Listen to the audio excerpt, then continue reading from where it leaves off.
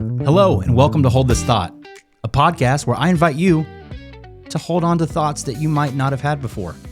Each week, I sit across from a new guest, and we talk life, ideas, and ponder the questions that make us think twice. I hope you enjoy the show.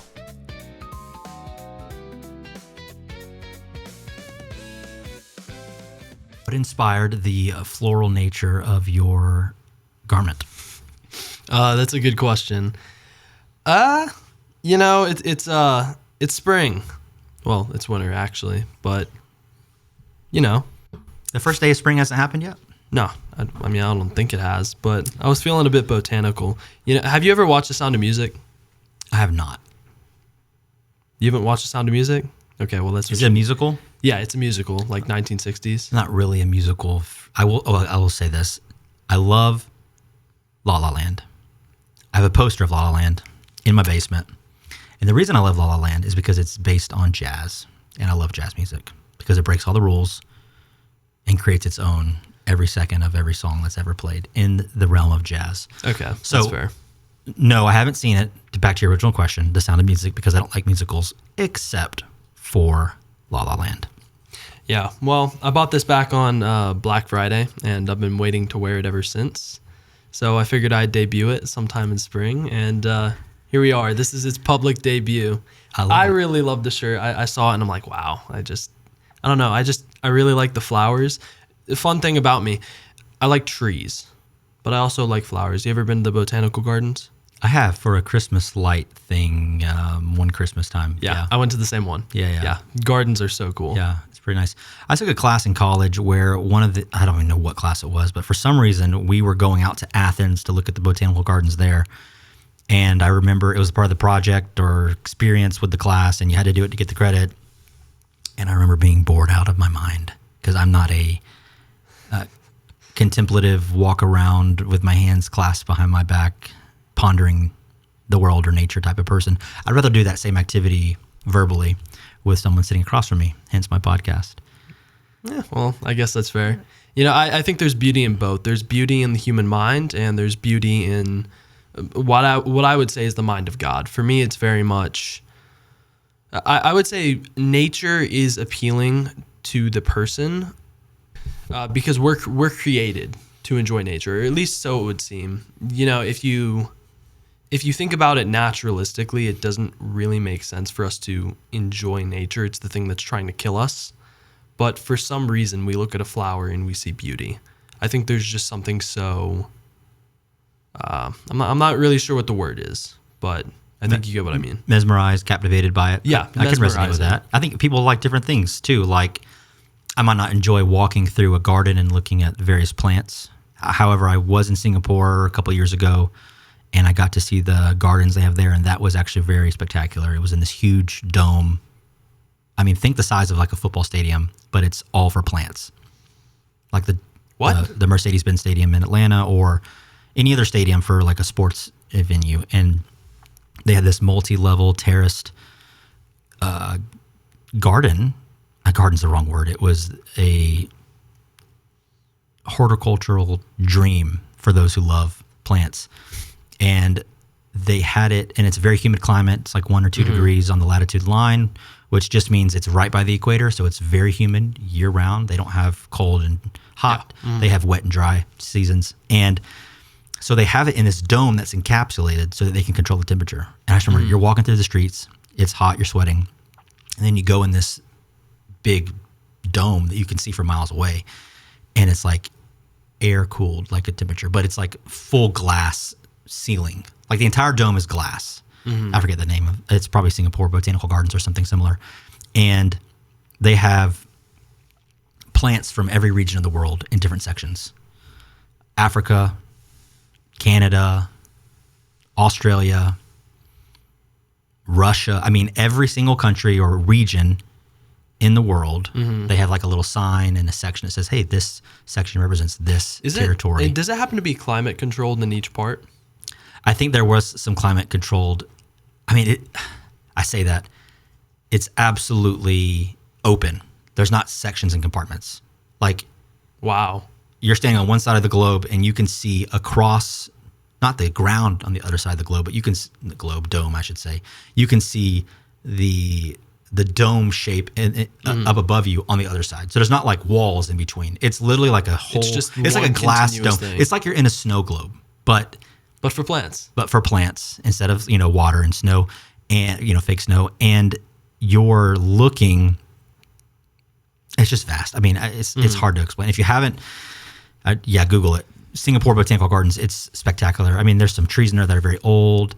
There was a really cool waterfall that they built. It's like in the garden. 10 stories tall. I mean, it's huge.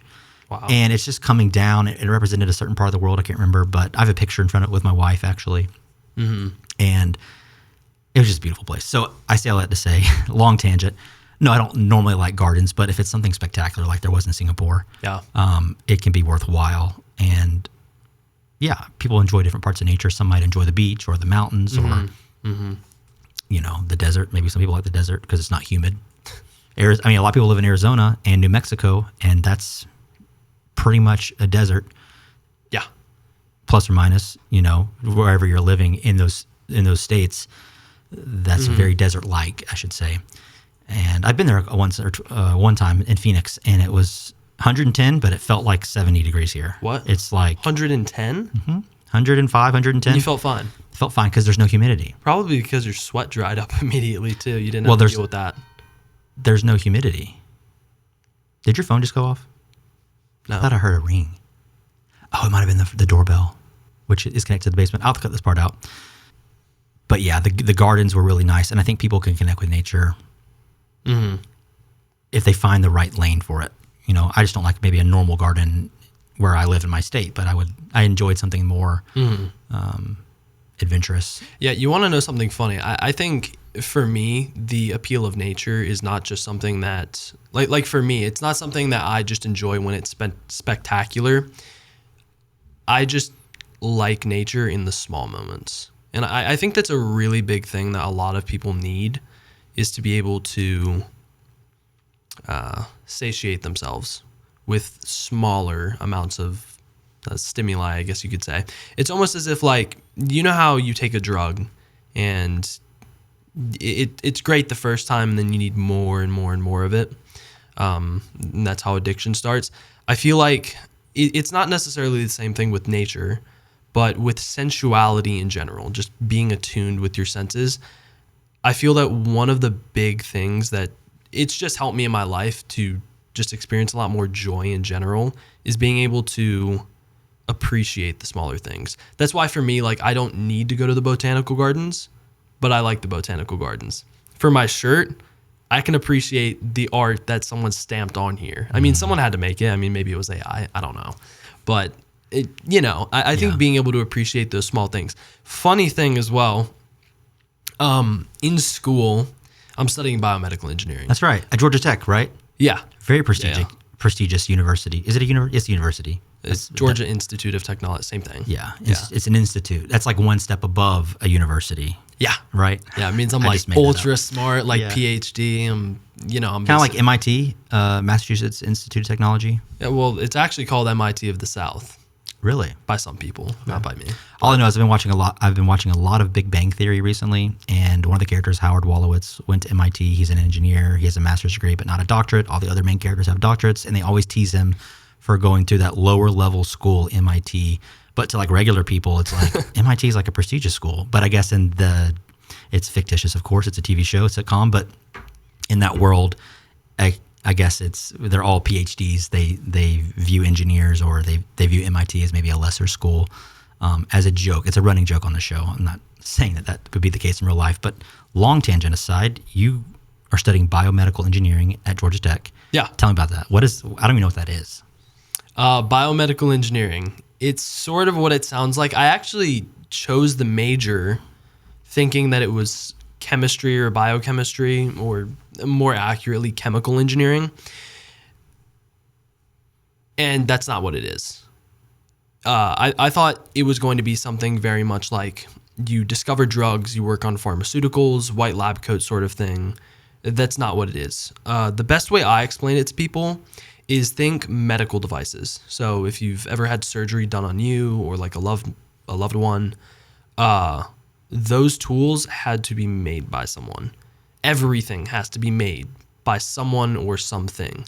That mug has to be made by someone. And, you know, frankly, your appreciation for all of these things, it just deepens. I would just like to point to the microphones we're speaking into right now. The amount of engineering that goes into it is absurd. Absurd. Some prodigy had to figure out how to change sound into electrical signals and then get it back to sound for the listener to be hearing this right now. Fun fact. Yeah. These microphones actually record you're absolutely right. And most microphones do work that way. And this one does it in a sense, but has an extra step included as well, in that these actually record analog frequency, which is more commonly known through the lens of it has an XLR cable coming out of it. That's the one with the 3 prongs, for those who don't know. 3 prongs with a circle casing. And that goes into any number of devices. I use a Rodecaster Video Pro S. No, yeah, something like that. It's a video interface system, and it converts the analog signal into an electrical signal. So it does get to that final end user. But if you use like a USB microphone or a USB headphone, for instance, that would be purely electrical. But because it has the XLR, and that's just like the 101 for dummies, hand raised there. If it has the XLR cable, it's analog signal. I don't know what an analog signal is. I don't even know that I know entirely either. I know that it is, I'm probably going to be way off here, and someone on the internet is going to correct me, but I'm going to use this example as a very rough analogy. Analog to electrical is like radio waves to cellular waves. So they do similar objective, but the core fundamental type of signal that's being conveyed is different. And that's the end of my knowledge, the depth of my knowledge on that subject. Well, imagine the person who had to create it. I know. They had to know every single thing about it, and then they had to actually make something with it. And that's where I go back to like surgical tools. They're engineered to be certain dimensions so that you don't rip someone's nerve out when you're trying to rip out a tendon when you're doing a spinal surgery. And also, the amount of government regulations on every single medical device ever, it's absurd. So with these microphones, you don't have as many regulations, if any. Maybe you just make sure they don't explode in your face. But with medical tools, even if they're like very simple, like think like a glucose monitor, just actually... No, that one, you're depending on it for like not dying because it checks your blood sugar, right? But something as simple as a Band-Aid, like they have to regulate that to make sure that when it touches your skin, it doesn't give you a rash. When you rip it off, it doesn't hurt too terribly. The engineers, they have to not only like juggle that knowledge of like, how do I like know the chemistry and the mechanics that goes into this, but they also have to have a very intimate knowledge of like, here's how the government regulates this, or they outsource it to a team. There's a lot of people that go into this. But you need to know those regulations so that you don't essentially kill someone. Yeah. It's very heavily regulated. Yeah, So, I can imagine. But to answer your original question, biomedical engineering, just think engineering medical devices. That's the best way I can explain it. That's for someone like me, that is a very easy way to understand it. Especially, I was going to say this earlier, I would qualify myself as someone who knows very little about a lot of subjects, or there are people in the world who know a huge amount of depth about a very few amount of subjects. Oh, that's a good skill to have. Makes you interesting to talk to. Well, I don't think it's like, oh, look at me, I'm so smart necessarily, but more of like, I'm just interested. I'm naturally interested by a lot of different things. I knew nothing about the medical device world until literally 2 minutes ago, but now I have in my head like 3 to 5 follow-up questions of what do they do? What are they made of? How much do they cost? Do you distribute them to just within the United States, abroad? I mean, there's, and I could just keep going and I'm curious about a lot of things. So let me transfer that to my next question.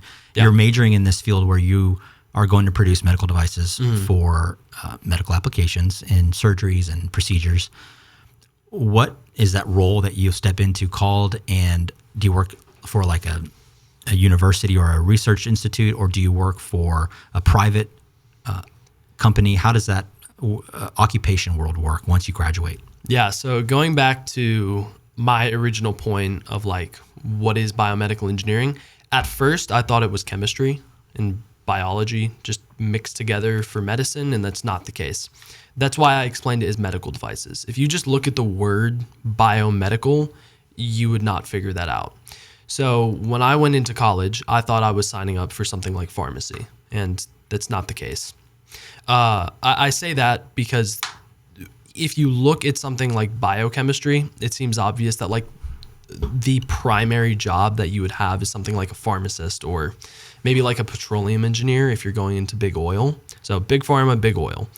Biomedical engineering is so broad. It's so vast. It's one of its biggest strengths. We call it at Georgia Tech the jack of all trades, but it's also its biggest weakness because you almost need a master's, a minor, or a PhD in order to be looked at by employers as qualified for some specialized field. And those specialized fields can range from neuroscience to biomechanics, so think like prosthetics. It could be manufacturing. I actually recently got an internship with biomedical manufacturing. I'll explain that in just a second. But the other categories, I'm just trying to think about these off the top of my head. You do quality control, which is at the end stages of manufacturing. Remember how I said there's a bunch of regulations. With those regulations, it's required that you make sure after you produce the items that they're safe, that they're up to par. So if you produce a mug, it doesn't really matter how you make it. I mean, if it's got a defect, it's not that big of a deal. With like needles and surgical tools, like that's a really big deal. So quality and compliance, and then regulatory. There are like biomedical lawyers, sort of. So it's super, super broad. Yeah, I imagine in a field where you are operating on people's bodies in emergency and even non-emergency situations, that it has a high level of regulation. So with your degree, are you minoring or pursuing a master's or PhD after you finish your undergrad, or is that something where you have yet to decide? You know, I think I wanted to go for a master's, but then I realized if I just get enough internships and co-ops, my employer may not want me to do that, and they may just want me to work for them. For me, ideally, when I'm like graduated, I will, God willing, have a wife, and I want to start a family. That's just one of the goals that I have. I want to get my life on with. I know a lot of people don't share that. They say, oh, don't rush, don't rush. But for me, that's one of the reasons I'm in the field that I'm in. I have no problem saying that it makes good money and that I'm not doing it for myself. Like, I do not need that much money. I have no problem giving some of it away, and I have no problem using it to support other people because I really won't need the money. And also, biomedical engineering itself is a very outgoing field. At least I would hope so, because you're saving lives with it. So what was your original question, though? If you're pursuing a master's or a PhD after. Yeah, right. So the reason why I may not is because if I can get into the workforce earlier, better. Like, that would just be better for my personal goals. Now, I think it also depends because some employers will actually just pay for you to get a PhD, which, I mean, if they do that, great. I love what I'm doing. I absolutely love it. As I said, I thought I was signing up for chemistry and like microbiology or something. I was not. But it was a pleasant surprise. I actually fell in love with it, and now I don't think I can see myself doing something else. So yeah, it sounds like an incredibly intricate and complicated field of study. And it just has me thinking. I've had a lot of conversations with people recently about the implications of AI in our world, and we all see it in its current state. Mm-hmm. But I tend to view more into the future. And by recording them on a podcast, I, in a sense, get to test my hypothesis against time because it's locked in forever on a media format. So I could say, hey, I think this will be this in 5 years. And then 5 years later, I get to see if I was wrong. And I probably will be wrong on a lot of things. But with AI, I'm concerned, having just learned about this field recently, is it not possible where, maybe not in 1 year or 5 years, but in 10 years, 15 years, there are autonomous robots able to create those devices, thus displacing people with that specialization? Again, Biomedical engineering? yeah. This is one of the fields where it's relatively unlikely. The way they train AI, I think it's implied in that statement, train AI. You have to train it on data that already exists, meaning that, think like light bulb, for example. In the past, they used candles. No one could have ever fathomed a light bulb. The same thing with like the engine. If you asked someone in the 1700s, what would be your preferred method of transportation? How would you improve the current state of the art? They would have said, get me a bigger and a faster horse. They wouldn't have said, get me a combustion engine. And AI, it has that same drawback. Like, you ask it to create art, it's getting scary good at it, but it's not creative. And biomedical engineering is very creative. I think there's parts of it that, yes, you could outsource to AI and completely replace. But as a general rule of thumb, it just depends on which section of biomed you're talking about. I mean, as with a lot of things.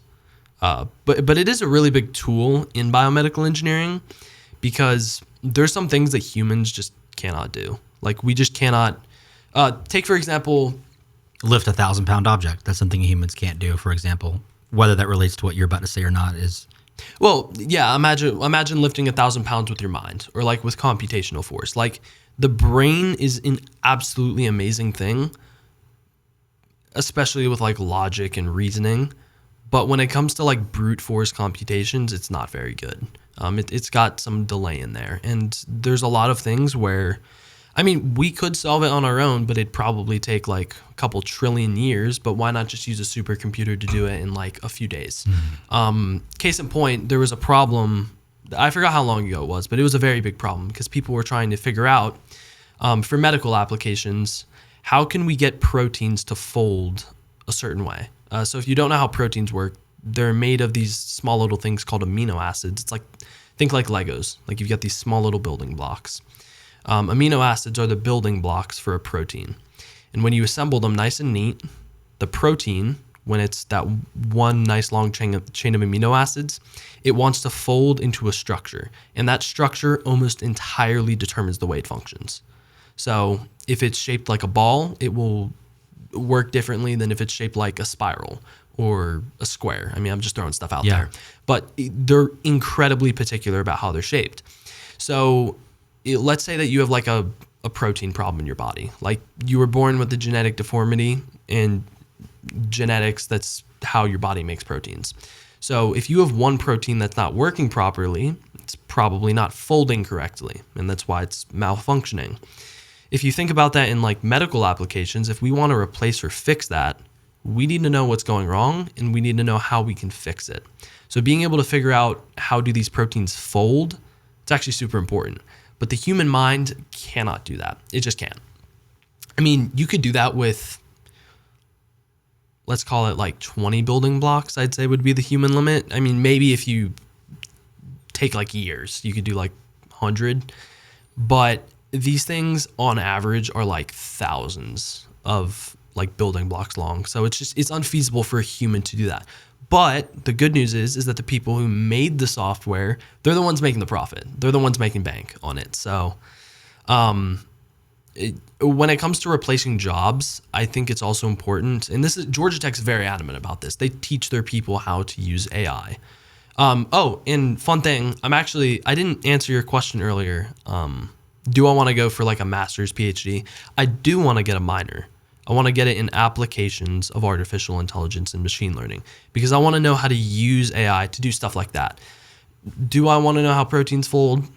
Not necessarily, but it's always useful to know like where can a problem use AI, and then how do I implement that? Or sometimes for me, a lot of the way it works is how do I just outsource that to another person? That makes sense. I appreciate you explaining it that way, because I guess going into that initial question of do you think AI will replace your job one day, I was envisioning it as you guys are designing and building these applications. But I think you make a great point that the creative process is very hard to replace, in that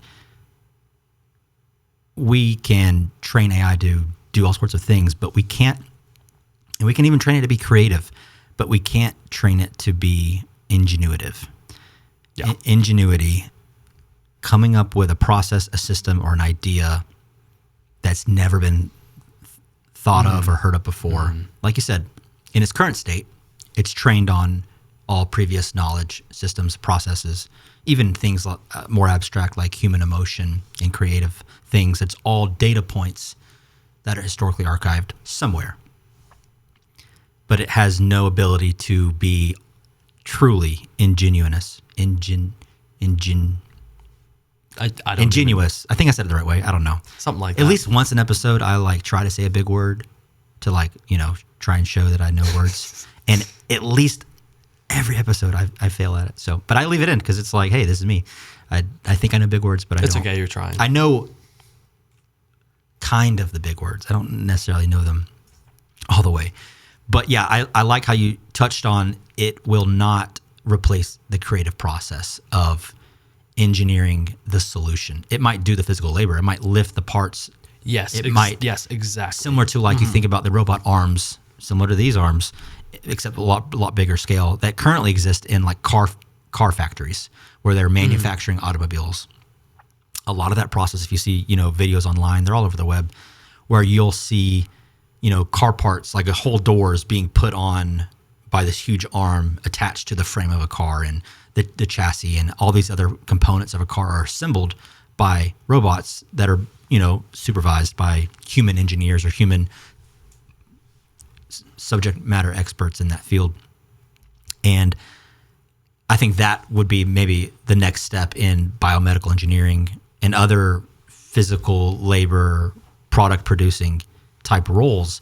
But like you said, the creative process is probably harder to replace from a robot.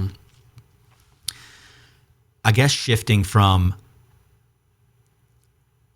your current educational path and what you want to do, we had talked a little bit earlier about one of your passion points is psychology. Yeah, I love psychology. Understanding the human mind and how it interacts. And I know we had mentioned before the show that one of my favorite classes in high school was AP Psychology. It was the only AP class I took, and it was the only academic class that I actually made an A in with the 10-point bonus, by the way. Oh, man. Every other academic class, math, science, social studies, history, language arts, writing, B's and C's. And I think that's because the subject matter was interesting to me, learning about the different parts of the brain. What is the hippocampus? What is the frontal lobe? What is the prefrontal cortex? What is the amygdala? What is the medulla oblongata? See, I have 2 in this episode. Wow, you actually got it. Did I? Medulla oblongata. See, I didn't get it. 2 in this episode. You were close. You missed a syllable. How do they interact with each other? How do they interact and control the rest of your body? And like you touched on earlier, like brute force thinking power versus what the human brain can actually do as far as being creative, processing logic with emotions simultaneously to create output and how we speak and how we respond. AI and any computer software or program can't do that at the same level of complexity. Real quick, you want to know a fun fact? That humans can. So I learned this. Funny thing, I learned this at the end of a jiu-jitsu rolling session at one of the practices over at my school. I don't do jiu-jitsu. I just did it as a hobby because I wrestled for 4 years in high school. So why not? It's fun. You get to grab someone, squeeze them for a little bit. What do you think transitioning from wrestling to jiu-jitsu as far as the carryover? Amazing. Yeah. Amazing. Jiu-jitsu to wrestling, not so much because you want to choke people. You want to lay on your back. You can't do that. Wrestling, on the other hand, the only real downside is that you expose your neck. If you can fix that, though, you're absolutely deadly on a jiu-jitsu mat. Like, it's almost as if you started with like 1 to 2 years experience. And you also learn a lot quicker. That aside, though, on the topic of AI, and it's related to the human brain, One of the people I was rolling with, he was a PhD student in psychology, but he told me he's not doing it for the psychology, he's doing it for the computer science. I'm like, what? Psychology and computer science? Those are on like complete opposite ends of the spectrum. That's like math versus biology. I mean, there's some overlap, but like they're really different. So I'm like, how are those related? And he told me something really, really interesting. The way a lot of language models work is on something called like neural networks. I think that's what it's called. Regardless, they use these things called neurons, I think. When you say language models, you mean the language models through the AI chat companions? Like Grok, Claude, ChatGPT? Yeah. So language models, basically, I'm not really sure. There's different types of AI, but language models are typically the ones you're talking to. So ChatGPT, it's a large language model. It's a machine learning thing that blah, blah, blah, blah, blah. It's really interesting, but you can use those like algorithms that you use to build them to study the human brain. You can give them a problem to solve, almost like, those like psychological experiments that they do on children where they give them a block and they tell them like, put it through this hole, but they do it with different prompts and they see how different kids respond. You can do the same thing with AI and you can look at its thought process. And you can study the human mind using how AI will respond to a problem. And it's actually really good at approximating it because it works on a very similar concept. That's interesting. So back to philosophy. Yeah. You have psychology. Psychology, sorry. Back to psychology. You're interested in it based on what? What first captivated you on the subject of psychology? Oh my gosh. It was literally the first day of class. I think I read the textbook afterwards. I'm trying to remember what it was, but it basically, it was the first day of class. So, and I'm a nerd. I read the textbook first day. So the whole textbook? No, not the whole. I'm not that much of a nerd. Gosh. Well, I know you were valedictorian. Not to cut to the ending of this show. You were valedictorian in your high school. I guess we should have provided some context. Valedictorian in your high school. 4.5 GPA. I probably couldn't even count that high in high school. And any other, not to brag, but just to give a context of your. Yeah. Mm-hmm. Anything else I'm missing? Summa cum laude. I wrestled. Is that a thing in high school or is that only college? That's college. Okay. I wrestled for 4 years in high school at varsity. That's right. That was, so I had to juggle the two, which was very difficult. It's hard being an athlete at a high level, varsity athlete in high school, and a 4.5 GPA, which means you're optimizing your education for no error at that point. Yeah, pretty much. You need to make sure that every single time you go to study, you're making the absolute best use of your time. Because 5 days a week, I mean, I'm practicing for 2 hours. I mean, it actually ends up being 3 because you have to shower, you have to stretch.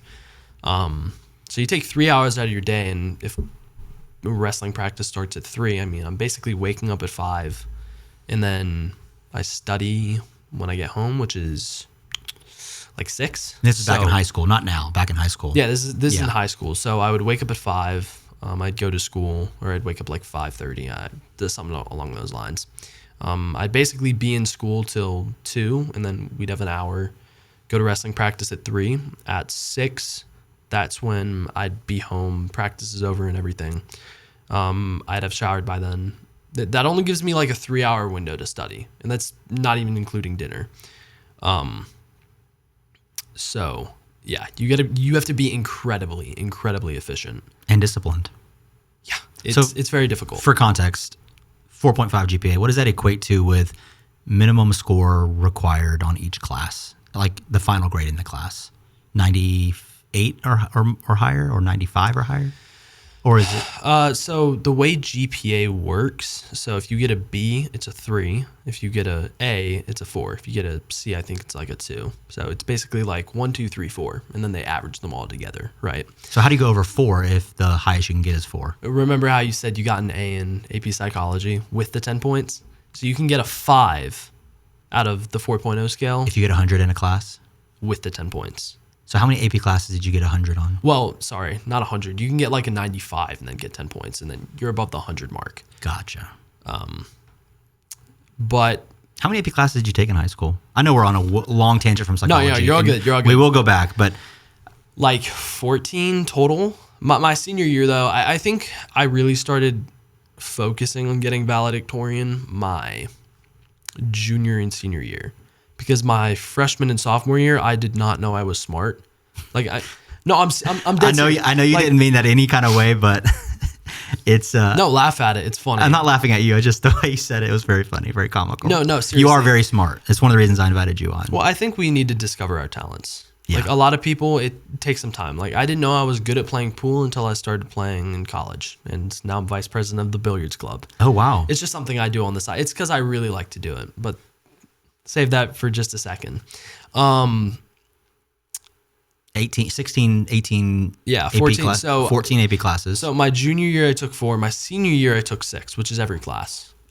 Georgia Tech, by the way, is harder than taking 6 AP classes. Really? Yeah. Biomed, it's brutal. It's absolutely brutal, but worth it. 100% worth it. I would also say I'm handling it better because I know how to manage my time a lot more. Well, I should say the content's harder. The discipline required is not harder. That aside, though, the way they determine valedictorian versus salutatorian, because if you think about it, schools only offer so many classes, so many AP classes, because they need teachers that know the standardized curriculum. If you have a Val and Sal competing for that, they're going to take all the same classes. So I had a lot of classes in common with our salutatorian. So the way they determine it is that like hair of a point. So if I get like a 99 and she got a 98, basically. But my senior year, I don't even know how I did this. Like I seriously don't. Gosh, it's insane.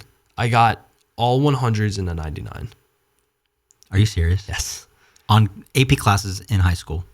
Yeah. 100 plus 10. Yeah. So you got 110, 110, 110, 110, 110, 109.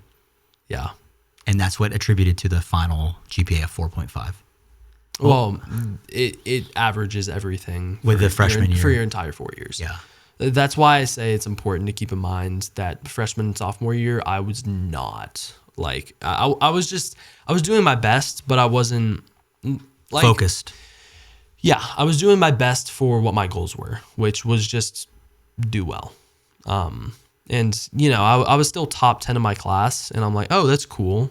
I would just imagine not everyone was like, I don't think everyone knew if they wanted to be like academic weapons or anything at that point, because I'd imagine if I was not like competing for it at the time and I still got top 10, you know, I'd imagine everyone else is in the same boat. Like, what are we doing here? Do I want to go after this? Because for me, it was like what got me on that track to like all 100s and a 99. Like, you need to have it in your mind, like, I'm doing this. Like, you need to be, for lack of a better word, like locked in. Mm-hmm. First off, it was very obsessive. So that's something I've had to change in college to like approach life a bit more holistically and like careers more holistically. More balance. Yeah. I needed more balance desperately.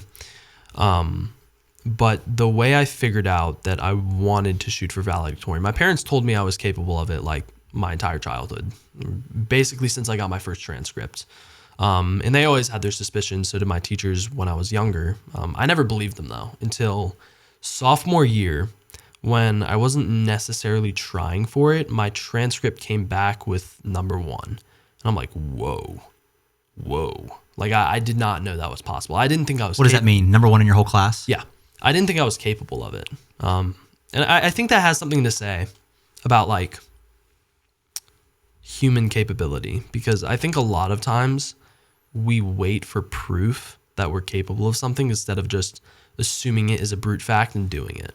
I think a lot of times it's psychologically more beneficial to just go and do something, assuming that you'll be able to do it.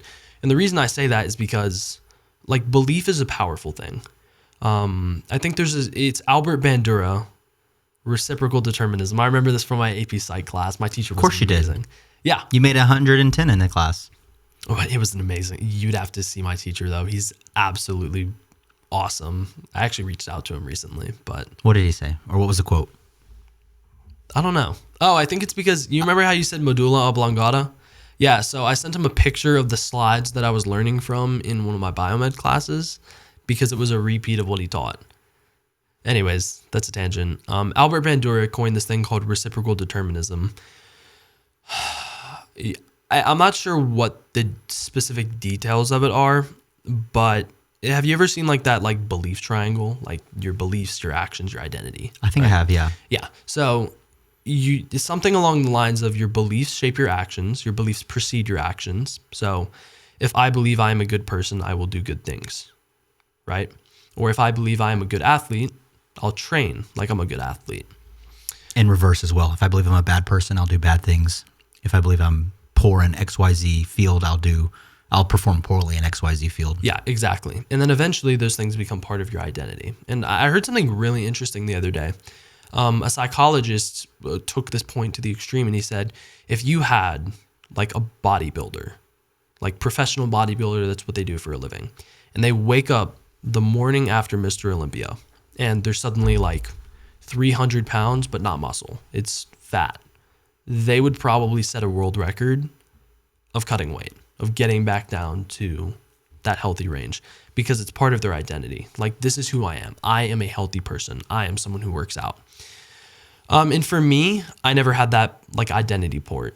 I never had that like as part of who I was. Like, I knew I was smart, but I didn't know I was capable of that. I didn't even believe I was capable of that. Can I ask you real quick? And yeah. What's your IQ? I don't know. I think it's somewhere around like 118. So it's good, but you will find a lot of people with a higher IQ than I. Mine is very close to that. I think it's like 114, 116, which I went to a doctor recently because I was like, hey, I can't focus. And I wouldn't be surprised if it was higher. Yeah. Well, maybe. I don't know. I'm not saying I'm smart. In fact, I feel dumb in a lot of things. I made B's and C's in high school. That stuff, I guess because I was bored. Probably because you were bored. But I know, I guess, like I said, I know like an inch deep on like 1,000 topics. Not because I'm a genius or anything, but I'm just naturally curious. And I'm always looking at things and like, how can I make it better in life, within my own life, and then the world around me as well. And I say all that to say, I knew you're a genius. I just wanted to, you have to be higher than me. I must be like 114 or 113 or something because you're definitely a lot smarter than me. And I was just curious because I went to the psychiatrist and they had the IQ test, like an official certified, not like something online. Like you have a proctor doing exams, you're solving problems with puzzle pieces. And oh, so you did like the full IQ I did a test. full hour-and-a-half IQ test. And your IQ was 113, 114? If it's around there, that's pretty good. Between 113 and maybe 117, 116, something like that. Yeah. There's like 4 categories and they average them together. Mm-hmm. Yeah. And anyways, so I just assumed yours had to be like 140. Well, might I use this point to illustrate like what I was trying to say is like I have an above average IQ, but I'm not by any means a genius. You could pick one out of, I don't know how the percentiles work, but you could find 1 out of 1,000 people that are smarter than me. That's really not that hard to do. What it took to get to where I was in high school was just believing in myself. And I think that a lot of us, like, we wait for evidence, and that's what I did. I waited. I wasn't waiting on it per se, but it sort of just like fell into my lap. Like, oh, I'm number one. Wow, I can do this. If we just believe that we're capable of stuff, like, gosh, we can do so much more. Like if you just start with the belief that you can do something, even if you fail, you're going to do a lot better than if you were just looking for evidence. Like, let me try this and see if I'm good at it. It's usually best to just start with the assumption that you can do it because maybe you're wrong, but in believing that you can do it, you might actually prove yourself right. Mm-hmm. If that sort of makes sense. No, it absolutely does. It goes back to one of my favorite quotes, which is fail early and fail often because oh my gosh, wait, hold on real quick. They said that in my biomed class like 3 times this semester because we're doing prototypes and that's exactly why. Whether you're in biomed class at Georgia Tech or you're starting a business. I started a business that, I don't want to say it failed, but it's kind of like it's in dormant stage in 2021 or 2022. And I view that as a failure, but it's a failure that I learned from. Mm-hmm. Yeah. There were certain things that I needed inside my brain and inside. There are lessons that I needed to have learned before starting that business that caused it to fail, that maybe now or maybe even in 5-10 more years, I would be in a better place doing that same exact set of actions. Circumstances would be different because of multiple failures in life, what related to the business, related to even the smallest things like, I don't know, failing a class or getting fired from a job or all sorts of things that we go through in life as humans.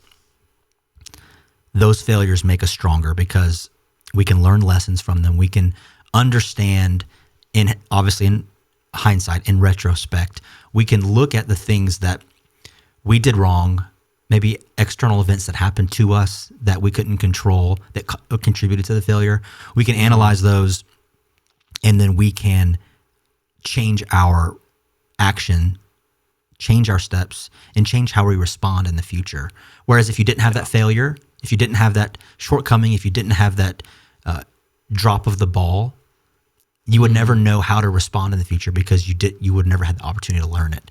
Mm-hmm. It's kind of like, this is a weird tangent, it's kind of like the time travel thing. If someone from the future comes back to alter the past, would they not have now altered the future so that doesn't actually exist?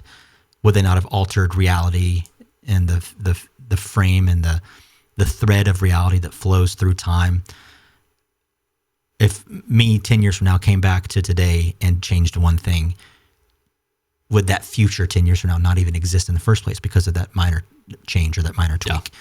It's kind of the same thing. Like without that, I know it's a kind of a weird tangent and maybe not even a perfect analogy, but without having experienced that thing in the first place, you're not capable of getting to that future event. That's the point. You're not capable of getting to the future state of having grown personally, having developed skills, having learned lessons that make you stronger or more competent in a subject matter field or even just generally in life without having to go through those hardships or those challenges. So unfortunate, isn't it? What is that? It's so unfortunate that we need to suffer in order to learn. It's so unfortunate that the human brain is wired to learn through suffering, isn't it? It is. Just an interesting thing to think about. I think about it a lot because it is true. Like, I would not be where I am right now. I would not be as holistically shaped. I would not be as healthy if it were not for my high school experience, basically obsessing over getting valedictorian. Like, when I tell you it was obsessive, I mean, like, it was like do or die. Like, if I don't do this, I don't know what's going to happen. Which, I mean, don't get me wrong, it's a great motivator, but it's not a sustainable one. Like, for a couple years, gosh, even for a couple years, that's not healthy. And it wasn't. It was not at all. But even though it's a good motivator for in the short term, like, let's just entirely dedicate my life to this one thing, there's suffering that comes with that. There's suffering that comes after that. What's it called? There's a term for it. You finish doing something and then now you lose a sense of meaning. I don't know. I can't think of it. But when you were sharing that just a second ago, I was reminded of, it's kind of like a devil's advocate to what you just said. Yes, hyper-focusing on one thing can be unhealthy. But at the same time, there's the story from 1,000 years ago or maybe 4,000 years ago. The general, I can't remember who it is or what the name is. Again, inch deep on a lot of topics. This is my inch deep on this topic. The story goes, he led his army. It could have been Oedipus, Odysseus, or someone else. They led their army by boat to this foreign land and then burned the ships at the seashore so that the men were forced to fight. Mm-hmm. And that's the other side of that coin. Yes, it can be unhealthy to hyper-focus on something and make it maybe an idol or maybe something that consumes your entire thought life and your entire motives and your entire reason for existing. But in the same vein, if you always leave a backdoor option to something else, I can always like fall back on this. I can always lean back on this escape route. Mm-hmm. Yeah. Then psychologically, it can cause you to not be fully committed and fully bought into what you're trying to achieve. So I'm not saying you're wrong. I'm just saying that there's There's nuance. There's nuance. Yeah. See, that's the other thing. So going back to like, we need suffering to learn. You can suffer from being super obsessed in something, and you can also suffer from sloth, from laziness, from doing nothing because in the past, I did too much. Let me just sit back and relax for a little bit. That's what I need, right? Choose your hard. Being rich and successful is hard. Being poor and broke is hard. Choose your hard. Yeah, it's like you can choose between the pain of discipline or the pain of regret. You can choose between the comfort of certainty, or you can choose the pain of uncertainty. I mean, it's very much like if you're disciplined now, you are going to have certainty later. Hurts now, comfort later. Or you can slack off now, and you might live an actually holistic life, but it might come back to bite you. And I think it does require, like, you just have to go through it. Like, I think it was second semester of my freshman year of college, I sort of did the latter of the two. I sort of like laid back for a little bit. Or no, it was my first semester in college. Not a good first semester. I learned a lot though, because I started like hanging out with friends a lot, even though I had a lot to do with like classes and stuff like that. And I realized that there very much are like two sides to the same coin. You can be like super hyper fixated on something, or you can be too slothful. Yeah. And you just need to learn how to strike the balance. It's incredibly difficult. I'm still learning how to do it. You're probably still learning how to do it. But, we're humans. We learn. So I think psychology has a very interesting connection to philosophy. And a lot of people, when they think of philosophy, they think of Aristotle or Socrates, people who would sit around in white robes in these huge you and me courtyards. I don't know that I have the white robe on. But they'd sit around in these courtyards in ancient Greece and discuss the problems and the conditions of life. And I'm interested, what about philosophy as a tangent to psychology has captivated you? Or interested you is probably a better way to word that. You ever have shower thoughts? I think most people have shower thoughts. Where do they go? As soon as the shower turns off, they dissipate, kind of like the steam. Well, I was asking more along the... I mean, it's a great analogy. I went very literal with what you said there. a little bit less literal, like, yeah. What do you think about? I'm going to answer the question. The meaning of life, all those deep questions. Yeah, so that's usually shared by like a lot of people, not everybody, but there's a certain part of your brain that activates. I forgot what it's called. There's a Harvard psychologist. His name is Arthur Brooks. He talks about it all the time because he studies happiness. One of the key markers of happiness is your ability to be bored and think about the things that are the hardest to think about. But it's also the most fulfilling. Let me pause right there. Yeah. Only because I know you're going to say something really good after, but I want to apply that to our lives now with a quick thought. Everyone in the world who has a smartphone struggles with that, with social media. We can't sit in boredom. I do it all the time. Everyone does it. We have to dopamine hit. Yeah. Scrolling on our phone, looking for that next. We can't sit alone with our thoughts. Mm-hmm. And it's a scary place to be. Sorry, continue. No, you're 100% right. My recommendation is don't listen to music while you drive. It's basically like when I'm coming here, it's like a 30-minute shower thought session. I'm not sure how long you shower for, but... Usually an hour and a half to 3 hours. I'm just kidding. Yeah, that seems about right. You're a very clean and hygienic I like person. to be intentional. I'm just kidding, not that long. Got to scrub everything. But one of my favorite parts about philosophy, first off, one of my least favorite parts is when people think philosophy is, again, like Aristotle, Plato, you got to go back and like look at their quotes. I absolutely hate that because I think that takes the meaning of philosophy away from what it originally was, which is let's just think about meaning. And when people like reduce it to quotes that other people said, they sort of diminish their own role in finding their meaning. Because we all have brains. That's my so to go from my least favorite part to my favorite part, we all have brains. We can all think. So we're all philosophers in some way. And we all live on some philosophy, whether you like it or not, whether you absolutely dread questions of meaning or do unto others as you would have them do unto you. That's a philosophy. Yeah, it is a philosophy. But you're right. We all live by some sort of code or philosophy, whether we realize it conceptually or not. Yeah, and for some people, their philosophy is, they think they don't have a philosophy, but it's something where like your silence very much is a philosophy in and of itself. Because if you don't have a philosophy, you're just going to adopt that of the culture around you, which is a dangerous place to be. So it's very important that you do sit with your thoughts. You think about things. You ask like, why am I here? What am I doing? For me, in this season of life, it's why am I studying?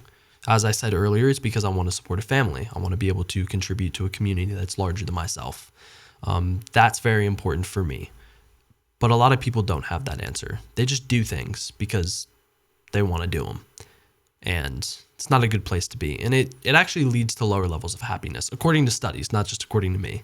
So no, that's a great perspective. I have a question for you. I remember I mentioned earlier, I took this wasn't even AP psychology in high school. This was in college. I took a class. It might have been a repeat psychology class. I don't know. It took me 9 years to finish my undergrad with huge gaps in between and blah, blah, blah. But I remember learning about the trolley dilemma. I don't remember who did it, Kant or someone else like that.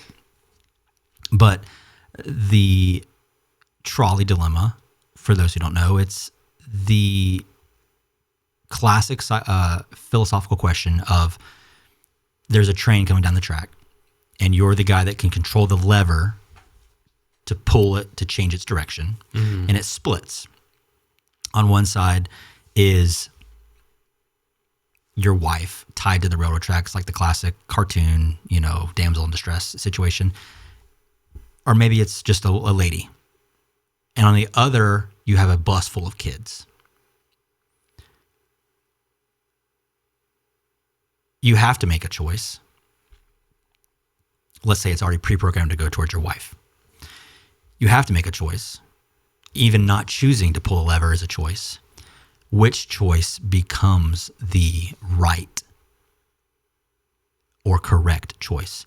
Is it to not take action, leave the lever pointed towards your wife or to the lady and save the bus full of, let's say, 50 kids?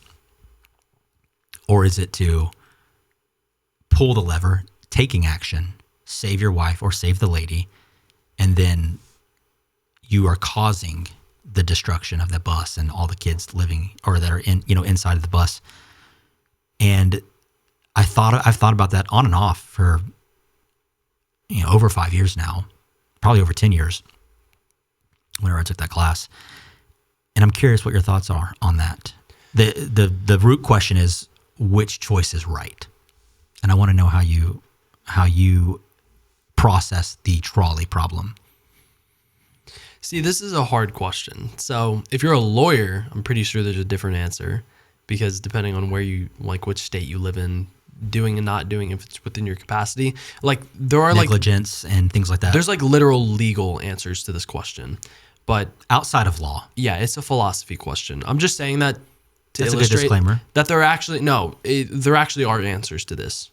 But the reason why I preface it with that is because in the human mind, it's sort of just short circuits. Like it's not as cut and dry as like negligence laws, Good Samaritan. Like that doesn't exist in the human mind. Not so much, at least. Down to the core. Mm-hmm. Yeah. To rephrase the question, though, I'm pretty sure the one that I've heard the most is the train is preset to run over 5 people. And if you pull the lever, it pulls over 1. And these are all people that you don't know. That's probably more accurate. So it's relatively... Your IQ is higher than mine, so you might remember it. By a couple points. Remember it more accurately by than me. A couple points, sort of like how there's a few extra people on the track. 5 versus 1. Yeah, exactly. See, I think this is an instance where, like for me, the answer is pull the lever. It feels like you're doing something, which you are.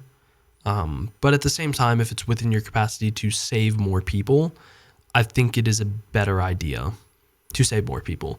Now, you could look into the backstory of like, oh, this one person's a single mother with kids and the kids are, you don't know any of that. And I think this is just a point where we need to exercise wisdom and ask, what is the more utilitarian approach to this? Which it's a utilitarian problem used to illustrate their point of the most useful is the best approach.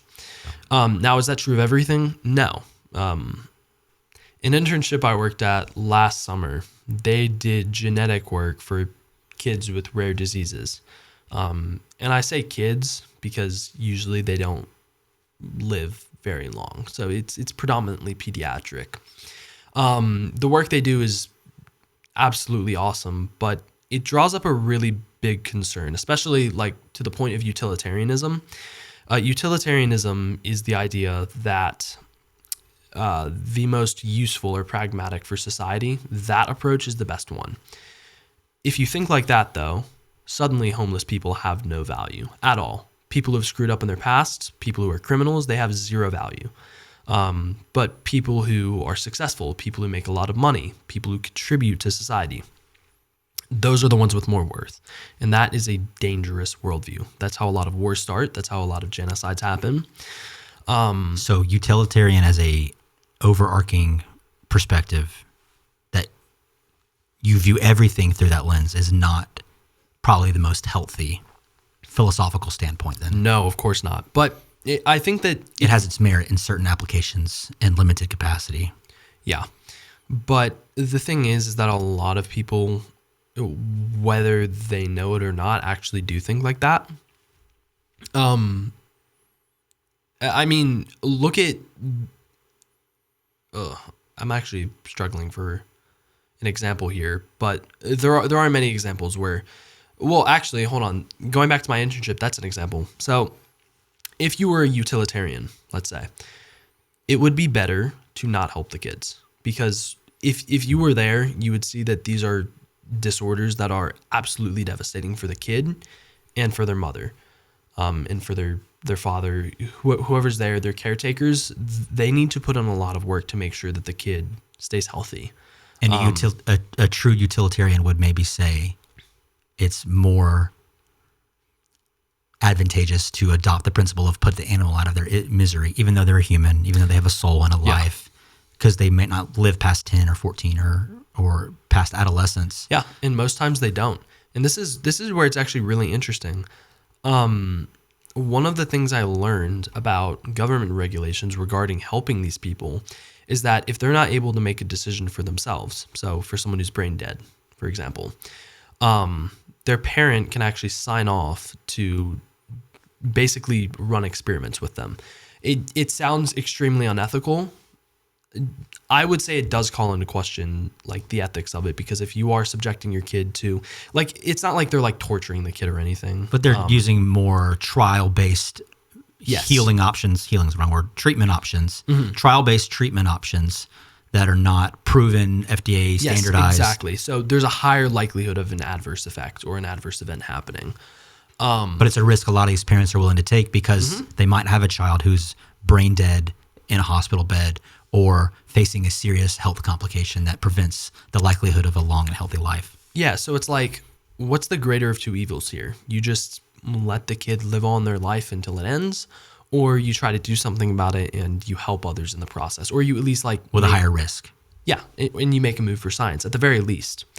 But on that note, and that ethical side, like, departed for just a little bit, I think a really interesting thing is that this was not a problem 2,000 years ago. We did not have the technology to support lives that were going to end very soon. Typically, they would die.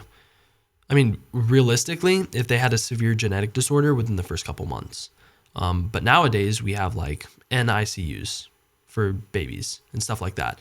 Most of the babies that are in those intensive care units, if those intensive care units weren't there, survival of the fittest would take over and they would not be here anymore. So that's not a problem that we had. I think this is like a really interesting, I think this is probably my favorite version of the trolley problem. Or maybe it's not a trolley problem, but like on the utilitarian thread. It's interesting because medical technology now gives us a choice.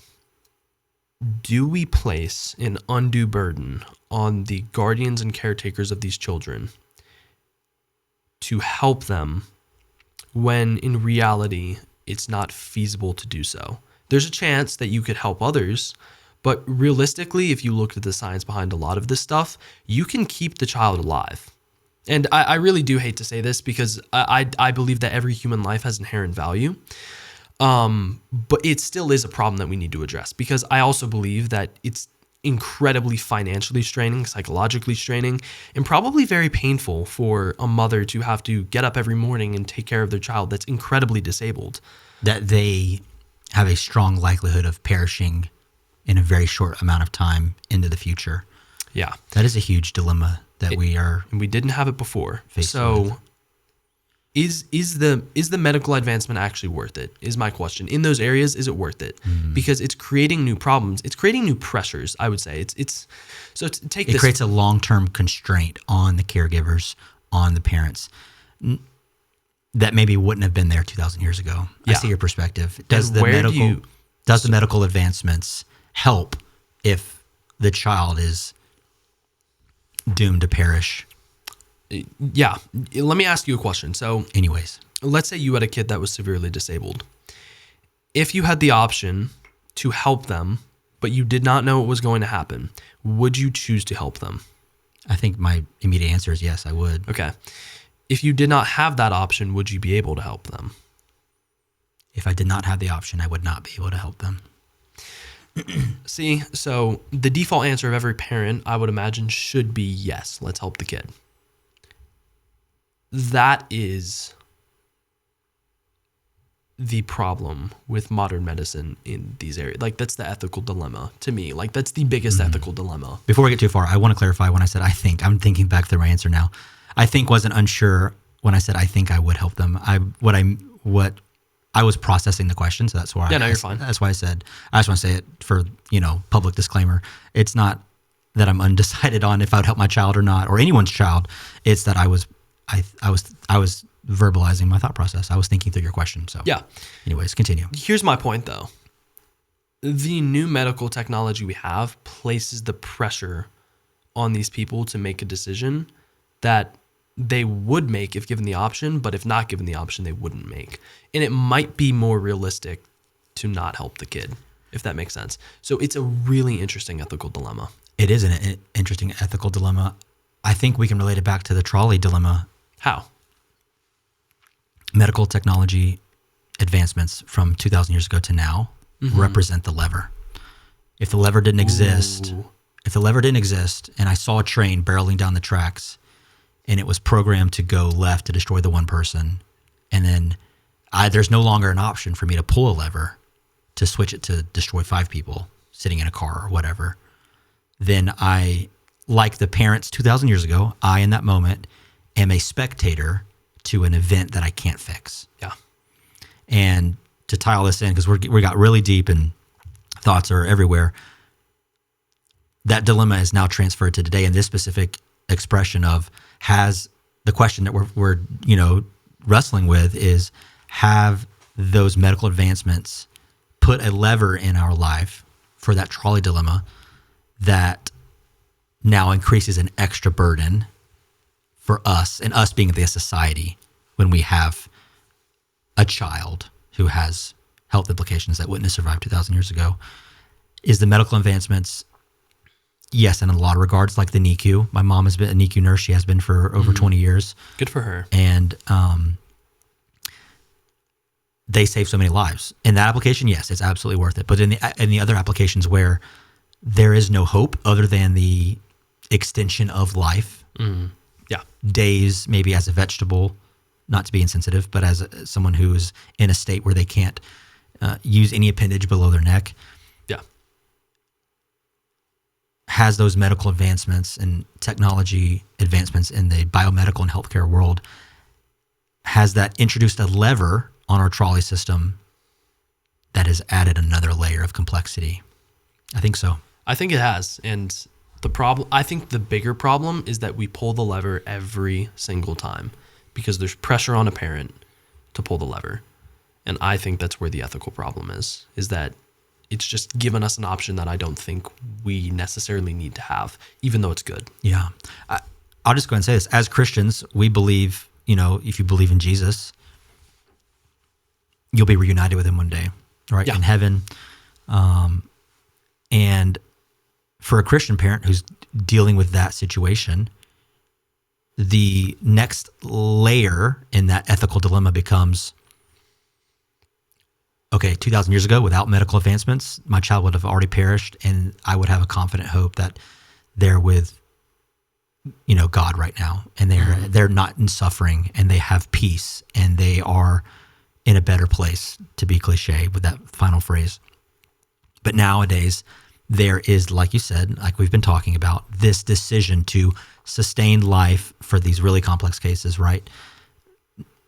Not ones that can be remedied with time and medical practice, but rather maybe their life is just extended in a state of very complicated living on a breathing machine, in a coma, et cetera, childhood cancer. Do those health advancements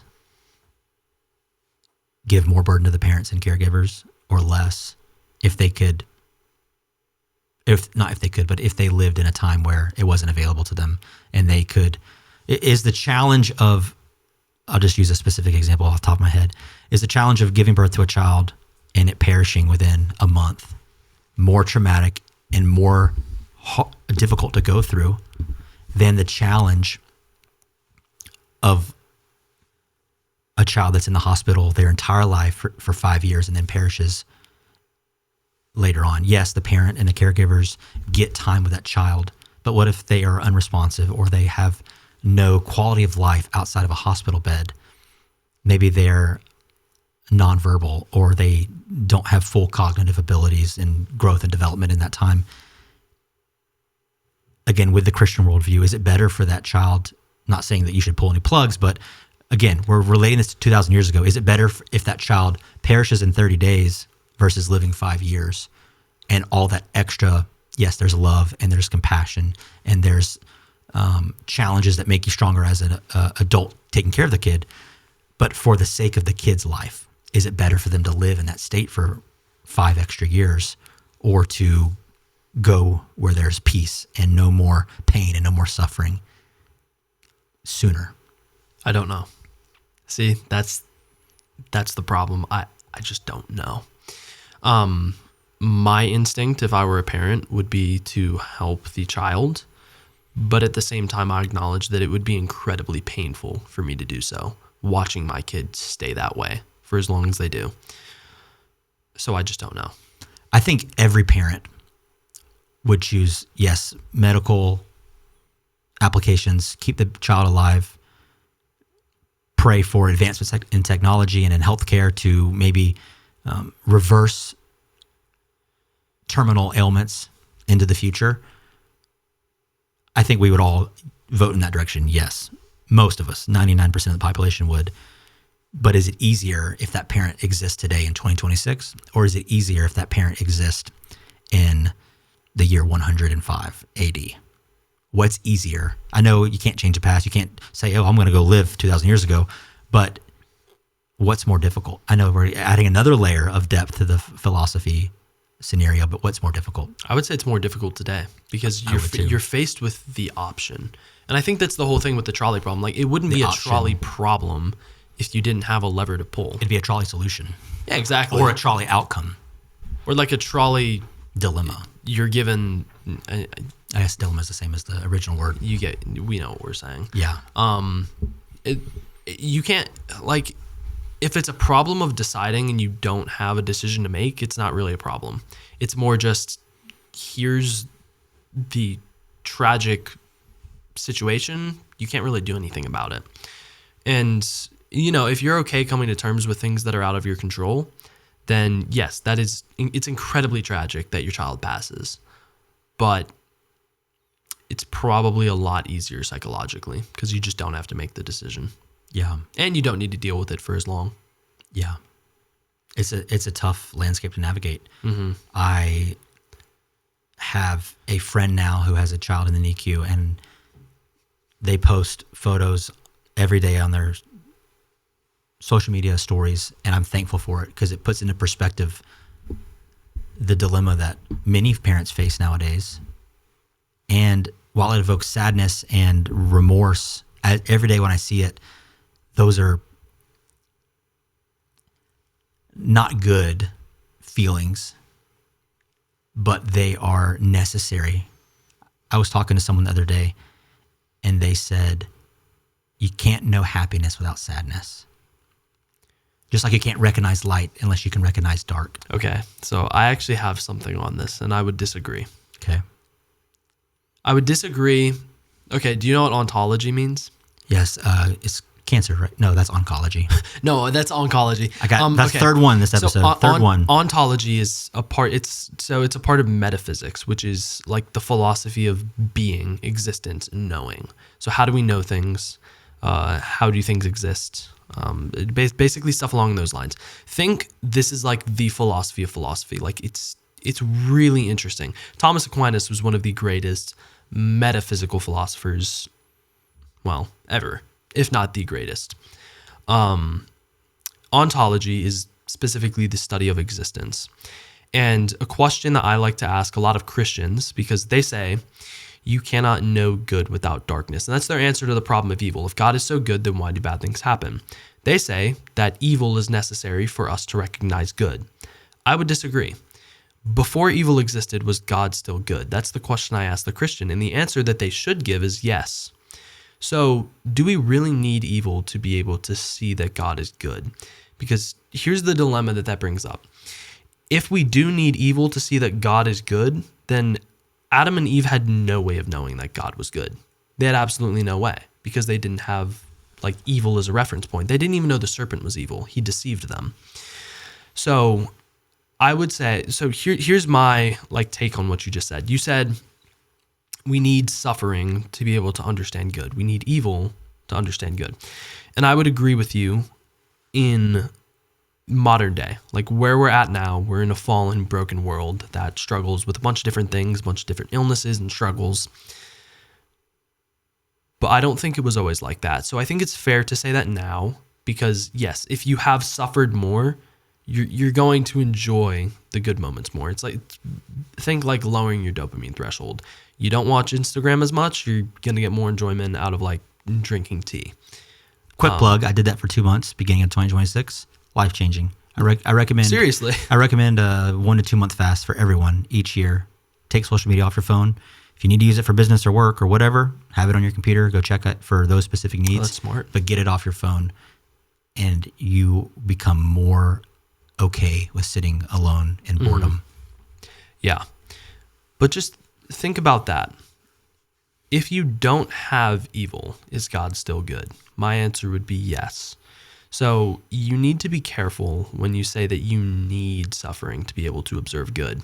Not because it's wrong. I would say, given the time constraint that we're at right now, yes, it's correct. I think that to an extent it helps us to perceive good, but I don't think it's 100% necessary, if that sort of makes sense. Because it's my take is purely philosophical and like theological. It's not like this is the right way of thinking about it. It's just be careful. Yeah.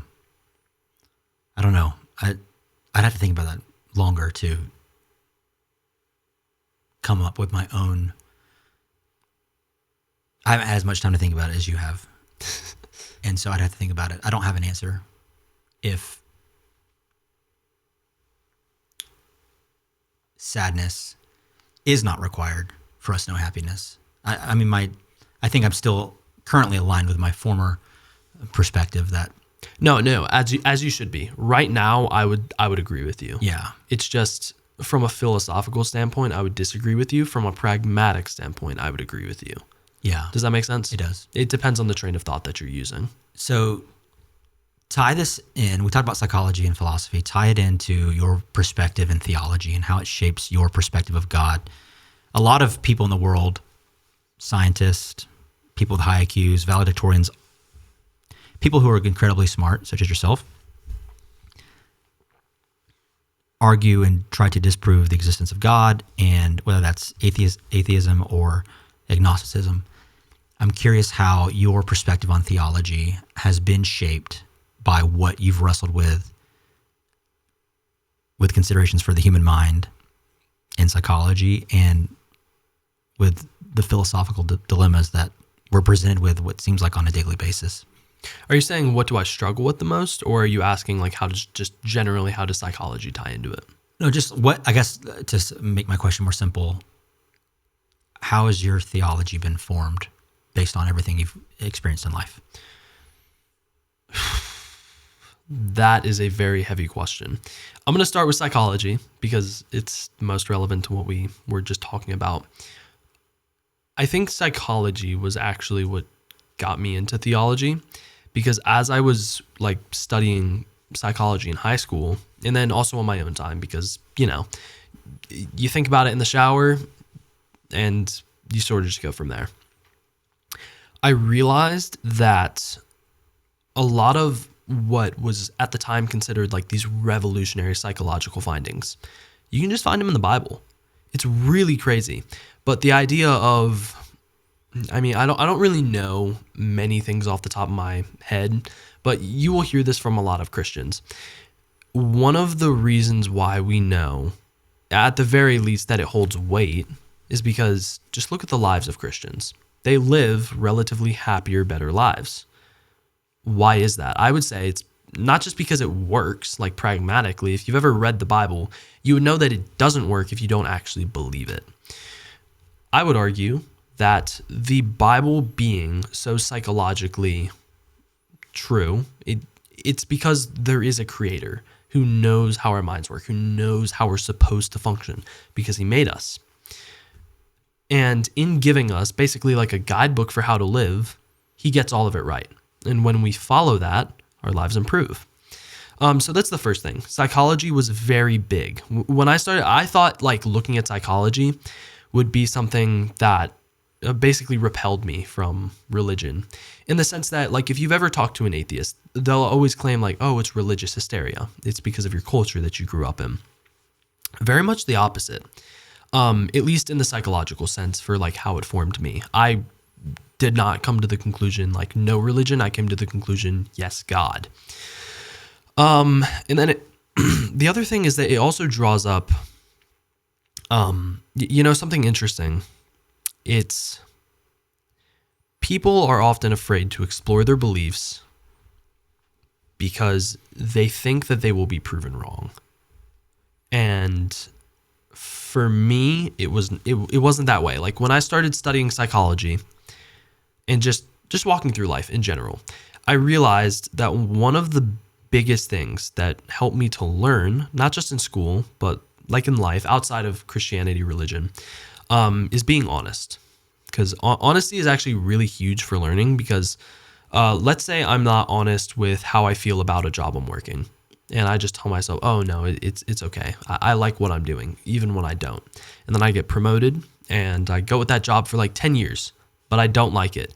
Suddenly I'm making, let's just say hypothetically, I'm making $200,000 and I'm supporting a family with that job, when previously I might have just been on my own. I would now need to make the decision to stay in a job that I don't want because I was dishonest to begin with. With yourself. Yeah, with not myself. even with people outside, within your own self. Yeah, and I think it's the same way with doubts, and which is like questions of meaning in general. If you're dishonest about the way you answer them, or if you're dishonest with your satisfaction in the answers you get, something that can happen is that, like, a lot of people think that if I just ignore it, it goes away. Partially true, it goes away in your conscious mind, but it lingers there in the subconscious, and that can be so devastating. So one of the things that I've started to practice like a few years ago is just being completely brutally honest with myself about like my answers to these questions. Like, what do I think? What do other people think? Let's figure this out. Because if you do that, if you're not afraid of being proven wrong, then you're not going to have stake in any specific truth, if that sort of makes sense. Yeah, people are enveloped with their ideas and their thoughts in the sense that they have married them to their personal identity. Yes. And I think it's an unhealthy place to be in society. I think that we can have opinions about things. We can have a perspective on ethical, philosophical dilemmas. The trolley example, going back in our modern application of pull the plug, don't pull the plug, to summarize a very complex topic into a phrase. And I can have that opinion today, and I could speak to you or speak to someone else tomorrow, and I don't have to be devastated at a personal level down to my very soul because someone argued a compelling argument that caused me to change my mind. And I think too many people hold thoughts so tightly. Like you said, they're afraid to be wrong, or they're afraid to admit that they were uninformed, ignorant, call it what you want, about something, that they will white knuckle and clinch onto an idea, a belief, a perspective, even if it means they sink with the ship, as the saying goes. Yeah. Mm-hmm. And Exactly. I think that is an unhealthy way in which we regard our ideas and our beliefs, and that we should hold things loosely. I agree. Have you ever heard of cognitive dissonance? I have. It's let me try and impress you, Mr. Valedictorian, real quick. You got this. I got to go into the recesses of my mind, and to prevent dead air, I'm going to talk through my thinking a little bit. I ran out of things to talk through. Cognitive dissonance. I'm going to shoot a shot in the dark here. It might be wrong. You correct me. Cognitive dissonance is the phenomenon when you disconnect a memory or something you've learned from reality subconsciously by... I think I'm on the right track, but I can't finish my thought. Tell me. Okay, so I'm not sure if this is where you're going, but I'll tell you. I'll honestly say that's what I was getting to, but I couldn't get the words out. No, that's fine. Or not. Cognitive dissonance is that sort of like uncomfortable feeling you get when your actions and your beliefs don't align. So let's take shame, for example. If I believe I'm a good person, but I slap you across the face right now, I am not going to feel good because that contradicts my belief about who I am. It contradicts my identity. It's the same thing with our beliefs, like deep down in the folds of our brain. Same thing with our beliefs and how we justify those beliefs. Because if our justifications fall short, then suddenly the belief is challenged. That's uncomfortable. Basically, like saying cognitive dissonance doesn't just show up with how we act with our bodies, it shows up with how we think, with our minds. I think one of the best examples, how I figured this out, by the way, I did know about cognitive dissonance, but I have it in my notes because this is one of the first instances of me like writing down like a philosophical like realization, like a shower thought, if you may. I was talking with some friends at church about like, what are your thoughts on evolution? And I realized that they didn't want to talk about it simply because they just assumed that they knew it. And it seemed to me like there was a little bit more than just, we have the answer. Like, yes, they seemed like they knew what they were talking about. I mean, they didn't, but they wanted to give that appearance. But it was also, I don't think they wanted to talk about it because they were afraid that if they did talk about it, they might learn something that they didn't want to learn. And then they would have to deal with looking into the evidence, going into all the different things, right? Or their perspective would change. That too. And, when you say friends from church, I know how old you are. I would assume the friend or friends was probably 17 to 22 years old. When they're in that age, there's a lot of like pride to look a certain way in front of your friends and to maintain a position in a social group.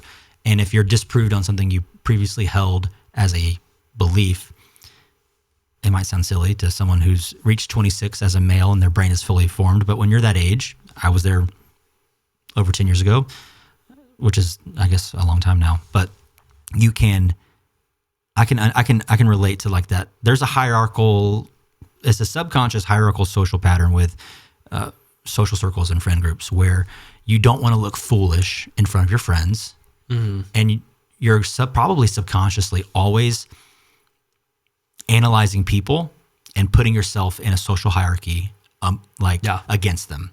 Yeah. So when you're in your social groups, on the surface and for the most part with your conscious thought, you just have normal conversations, but subconsciously I think this goes for executives in the business world too, doctors, lawyers, everyone in between, high school students. We are always subconsciously juxtaposing ourselves against our peers, our colleagues, in a way in which we are creating a constantly morphing social framework and a social hierarchy for where we line up in the mix. I do it in my pickleball groups. I play pickleball, and I'm not a pro, but I'm not a beginner. And I'm constantly thinking about, okay, how do I line up to that person? Am I better than them, or are they better than me? And I do that, and I'm articulating verbally what I think we all do subconsciously. And pickleball is just the example. It's in every area of life. Mm-hmm. Yeah. Let me take it a step further, though. Let's say I came to you, like you're Christian, right? Let's say, and that's something that's very big in your life, okay? So if I came to you with, let's just call it like one piece of evidence, but it was one point that was incredibly strong. It's probably wrong, but for all intents and purposes, but let's say to you, at the moment, it seemed incredibly strong and convincing. Do you think that it would be easier for you to look into something that you know is wrong or something that you're uncertain about? Which one do you think would be easier to want to look into? That plays into confirmation bias. We are programmed to accept answers that align with our existing thought pattern, faith pattern, belief pattern, idea pattern more easily and more susceptible than we are with thoughts, beliefs, all those things I listed just now that don't already align with it. So if you're presenting a piece of evidence that contradicts my faith as a Christian, as a Protestant Christian,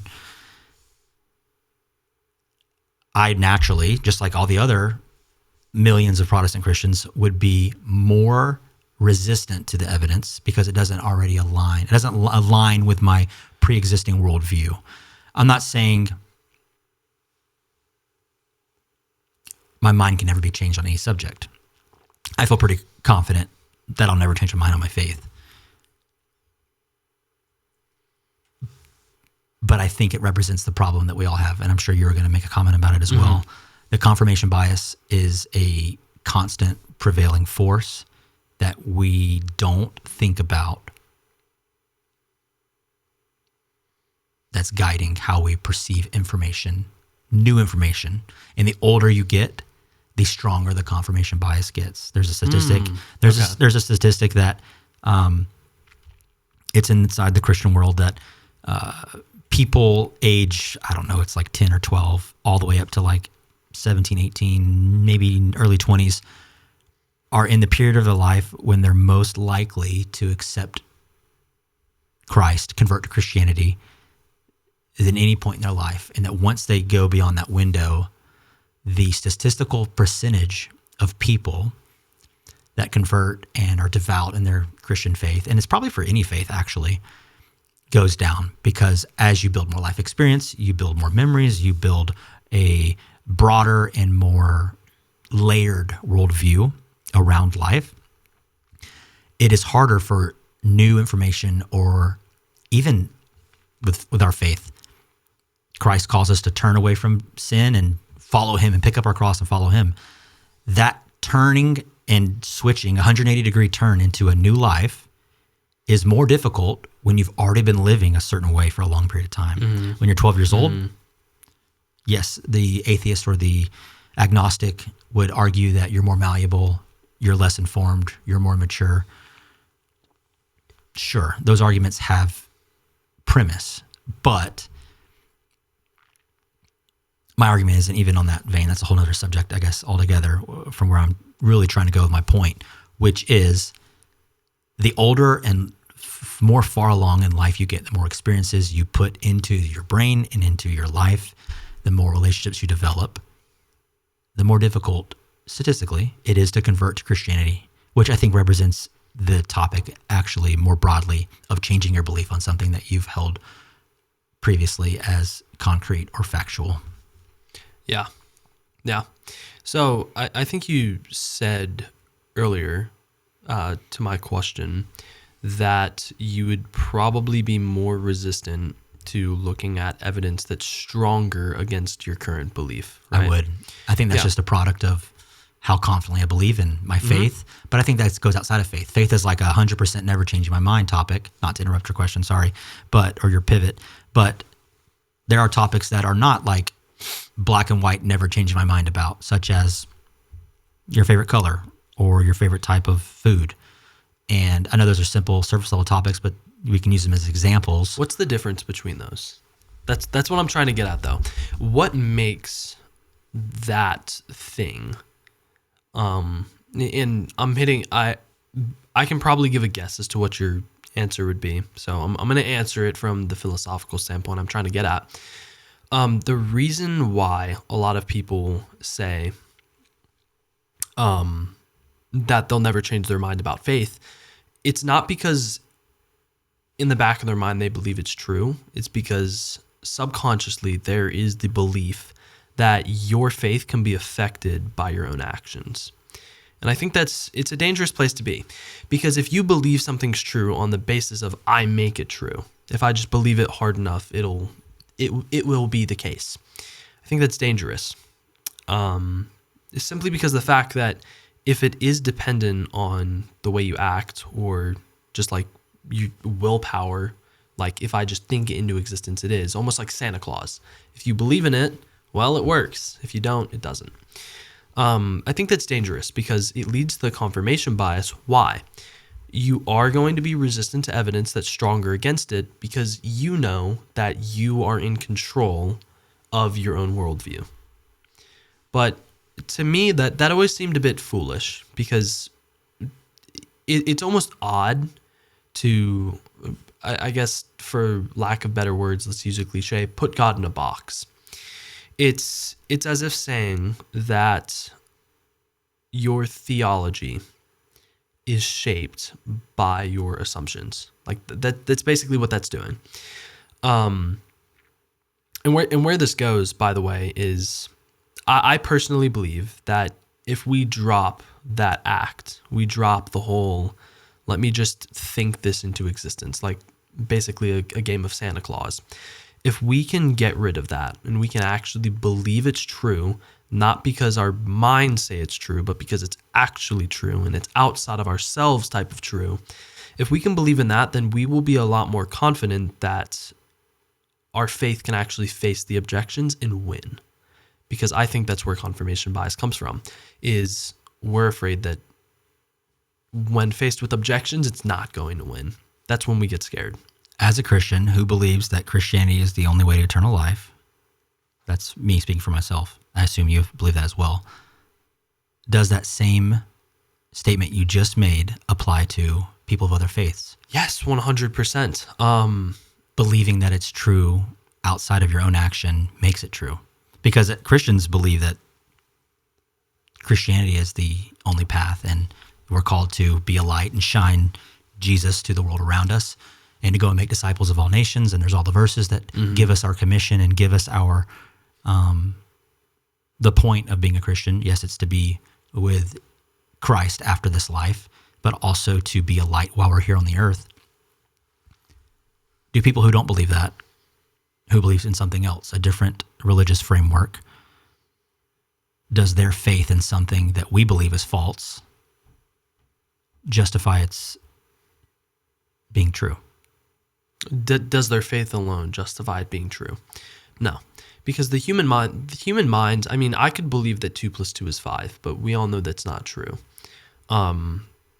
So does this concept that we're talking about, like let truth be defined, at least, I mean, your favorite color, that's subjective, so it doesn't apply to that, but like questions of meaning, questions of religiosity, we do need to answer them using objective measures, which is something outside of our own personal opinions and beliefs. So it's not, it's true because we believe it. It's, we believe it because it's true, if that sort of makes sense. What objectively suspends Christianity above all other religions?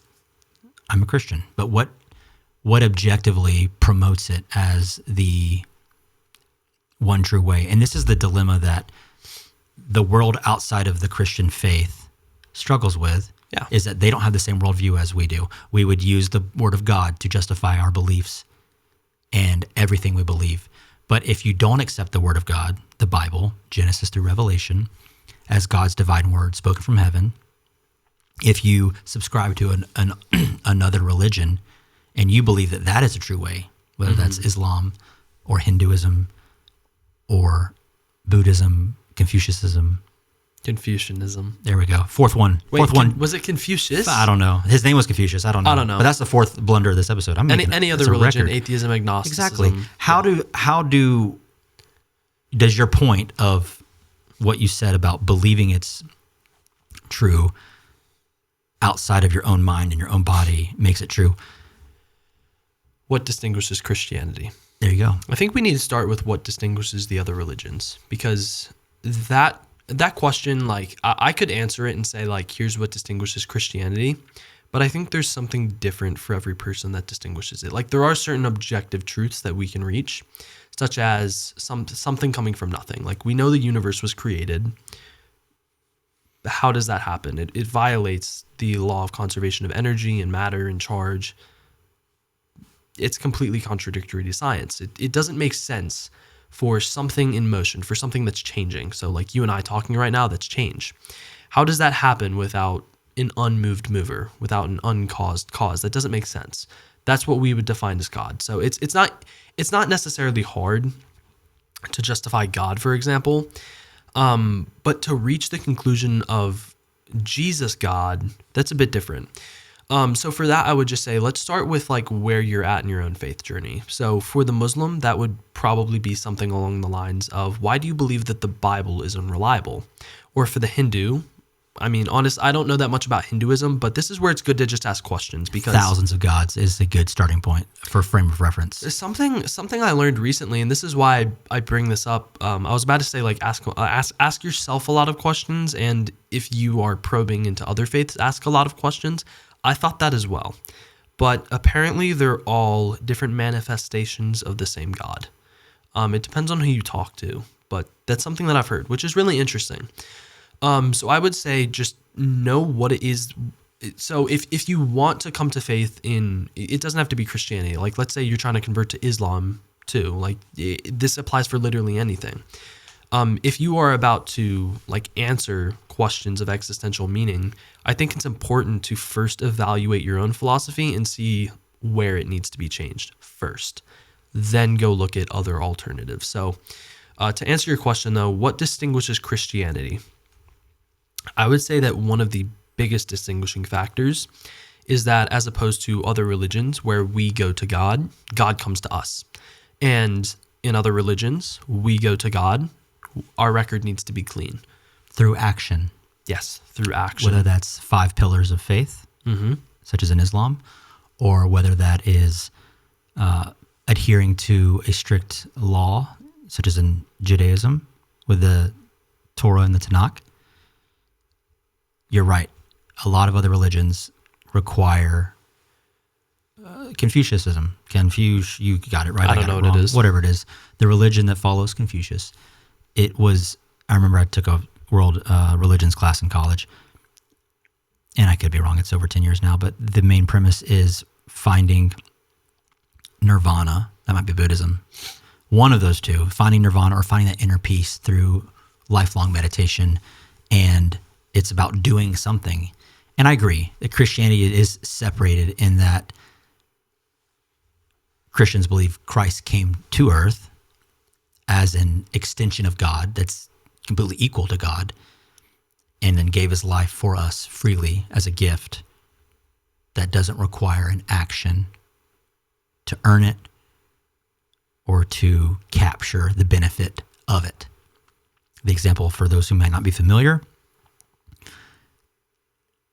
of Christ and really God's love, mercy, and grace. When Jesus, this is historical, this is outside the Bible. The Bible talks about it, of course, but this is historically documented. When Jesus was being crucified in Jerusalem in plus or minus 30 AD, the thief on the cross next to him said, remember me in paradise, not forgive me of my sins, not you are the one true God, the God of the universe, not I bow down and worship you. He said, remember me in paradise. And Christians we believe that Jesus said, you'll be with me in paradise. And I'm paraphrasing slightly. I don't have it memorized verbatim, but any number of English translations will say that message. And that man on the cross lived maybe not his whole life. Maybe he was a perfect and then had one mistake of being a thief and was now being crucified on a cross next to Jesus. But we know at least that he sinned that time, definitely most likely the rest of his life as well. Well, they must have fallen short a lot to be on a cross, right? That's a good point. And because of the mercy of God, that did not require action, did not require 5 pillars, did not require following a law or a set of statutes or commandments, but was given freely, that grace was extended to that man on the cross. And I think that alone, which is, what's the word when something's validated by an external source, an external primary source? I can't think of it. We'll just use the word validate. And that story is validated by an external primary source. Corroborated? There you go, corroborated. I actually got it? Yeah, you did. Nice. That was where I was looking for. That story is corroborated outside of the Bible in historical documents. I don't know which ones they are. Again, 1 inch deep on a lot of topics, but I know that it's corroborated in historical text. At least I'm pretty sure. I'm holding everything loosely. Remember? I'm not sure about that one specific instance. Yeah, but I don't know, because it is at the very least the crucifixion of Christ. Exactly. Yeah. Thank you. At the very least, the crucifixion of a person named Jesus, who was born in Nazareth, who claimed to be the King of the Jews, came and died. Some political revolutionary, Yes, but that is corroborated. At the very least, it's interesting that historians, not people who had stake in this matter, just people who were writing about it because, well, it happened, they document that it actually happened. And I think that's something worth looking into. I think one of the Roman historians is Josephus. He described Jesus as a political revolutionary who was crucified by the Romans. It's interesting because the Bible says the same thing. Now, this is also where I go back to, like, where do you start? Like, where's your starting point for your personal faith, your personal religion?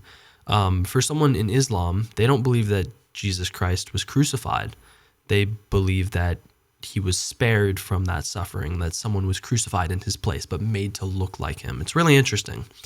And they believe he was a prophet too. Yeah, they do believe he was a prophet, but not the Son of God. But not the Son of God and not God himself.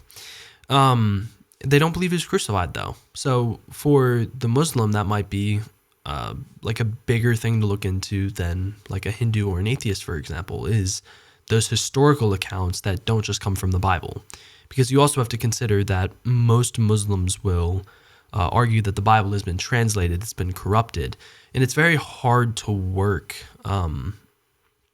It's very hard to work with yourself to come to the conclusion, whether it's right or wrong, that Jesus Christ was crucified, if you don't believe the sources that say that. So if for them, it might be more useful to go outside of the eyewitness accounts and go to the historians who document something similar.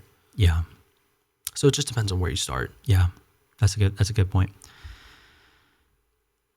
Andrew, thank you for being here. Thank you for giving me some thoughts worth holding on to. Catchphrase inserted. I look forward to following your journey. A lot of people, we in society, we discover, maybe not prodigies, but we discover geniuses like Elon Musk and Bill Gates and everyone else in the world who's like, well-known genius later in life. And I'm happy to have discovered you before you get to that stage where you're world-renowned, famous.